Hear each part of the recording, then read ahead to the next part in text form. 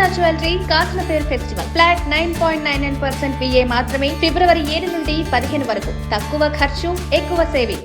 Tollywood most happening couple Vijay Devarakonda Rashmika మందనల పెళ్లి తర్వాత ఇప్పుడు నేషనల్ వైడ్ హాట్ టాపిక్ మారింది. ఆన్ స్క్రీన్ పై తమ కెమిస్ట్రీతో మ్యాజిక్ చేసిన ఈ జంట త్వరలోనే రియల్ లైఫ్ లో ఒకటి కాబోతున్నారు. ఫిబ్రవరి 26న రాజస్థాన్లోని ఉదయ్పూర్ వేదికగా వీళ్ల వివాహం అత్యంత వైభవంగా జరగనుందని తెలుస్తోంది. ఓవైపు తమ సినిమాల షూటింగ్స్తో బిజీగా ఉంటూనే మరోవైపు పెళ్లి పనులకు కూడా చక్కబెడుతున్నారు.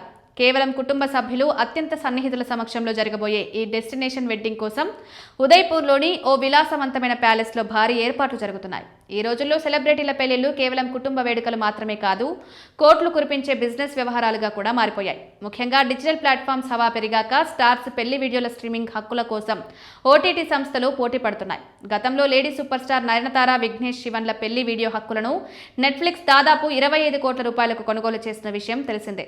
టాలీవుడ్ లో కూడా సిద్ధార్థ్ మల్హోత్రా, కిరియా అద్వానీ, వికీ కౌశల్, కత్రినా కైఫ్ వంటి జంటల పెళ్లిలకు భారీ డిమాండ్ ఏర్పడింది. ఈ ట్రెండ్ ఇప్పుడు టాలీవుడ్ లోనూ ఊపందుకుంది. విజయ్, రష్మికలకు ఉన్న పాన్ ఇండియా క్రేజ్ దృష్ట్యా వీళ్ల పెళ్లి వీడియో హక్కుల కోసం ఓ ప్రముఖ ఓటీటీ సంస్థ కళ్ళు చెదిరే ఆఫర్ ఇచ్చినట్లు ఇండస్ట్రీలో గుసగుసలు వినిపిస్తున్నాయి. నయనతార పెళ్లికి ఇచ్చిన దానికంటే డబుల్ అంటే దాదాపు 50 కోట్లకు పైగా ఆఫర్ చేసిందని, ఈ వెడ్డింగ్ వీడియోను ఒక డాక్యుమెంటరీ తరహాలో షూట్ చేసి స్ట్రీమింగ్ చేస్తే రికార్డు స్థాయి వ్యూస్ వస్తాయని సదరు సంస్థ భావించింది.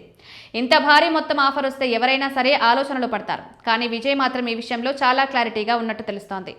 ఇక్కడే మన రౌడీ బాయ్ తన యాటిట్యూడ్ చూపించారు. తన వ్యక్తిగత జీవితాన్ని, ముఖ్యంగా పెళ్లి లాంటి పవిత్రమైన ఘట్టాన్ని వ్యాపారం చేసుకోవడం ఇష్టం లేక ఆ భారీ ఆఫర్ను సున్నితంగా తిరస్కరించారని తెలుస్తోంది. పెళ్లి అనేది పూర్తిగా తన ప్రైవేట్ స్పేస్ అని, ఆ తీపి జ్ఞాపకాలను కేవలం తమ కుటుంబం, సన్నిహితుల మధ్య ఉంచుకోవాలని విజయ్ భావిస్తున్నట్లు సమాచారం.